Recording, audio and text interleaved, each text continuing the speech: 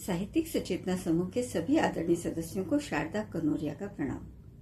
आज हम बात करेंगे वर्णोत्थान संस्कार। वर्णोत्थान संस्कार में भाव संस्कार प्रमुख है। मनुष्य के जीवन में संस्कार केवल अनुष्ठान नहीं बल्कि चेतना के दीपक हैं। वर्णोत्थान संस्कार उसी को प्रज्वलित करते हैं जिसमें बच्चे की अंतःशक्ति को उच्च विचारों, उदात्त मूल्यों और मानवीय करुणा से आलोकित किया जाता है। यह संस्कार जन्मजात गुणों को जागृत करता है और जीवन पथ पर सत्प्रेरणा का पहला स्पर्श बनता है।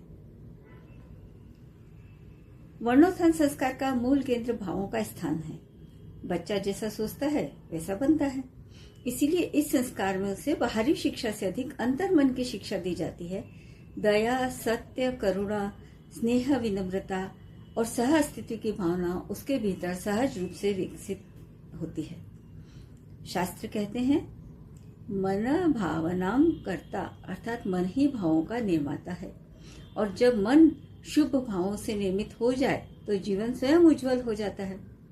वर्णोत्थान संस्कार में किए जाने वाले मंत्रोच्चार और प्रार्थनाएं केवल शब्द नहीं हैं, वे ऊर्जा संकेत हैं जो बालक के चारों ओर एक सूक्ष्म, शुभ, तेजस्वी आभा मंडल बनाते हैं।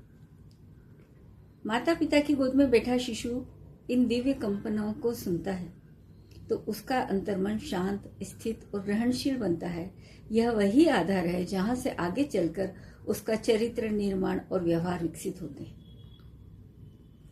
भाव संस्कार का अर्थ है आत्मा को स्पर्श देना। भाव संस्कार यह सिखाता है कि जीवन केवल शरीर का विकास नहीं बल्कि हृदय और आत्मा का विस्तार भी है।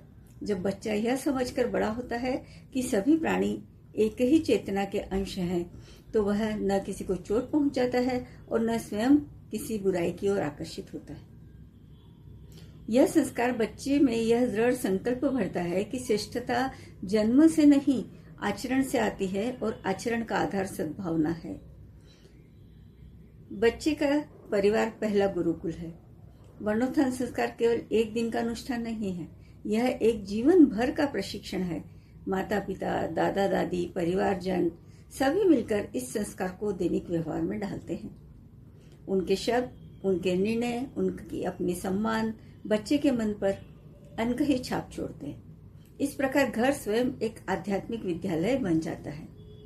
वर्णोत्थान संस्कार में भाव संस्कार एक नव जीवन को यह शिक्षा देता है कि दुनिया में सबसे बड़ी शक्ति प्रेम है और सबसे बड़ा धन सद्भाव है। जब भाव पवित्र हो तो विचार निर्मल होते हैं और जब विचार निर्मल हो तो कर्म शुभ बन जाते हैं और जब कर्म शुभ हो जाए तो जीवन स्वयं ईश्वर के स्पर्श में बदल जाता है ना रुचिकर? धन्यवाद। अगर आपको मेरा वीडियो पसंद आया हो तो लाइक, शेयर, सब्सक्राइब करना ना भूलें।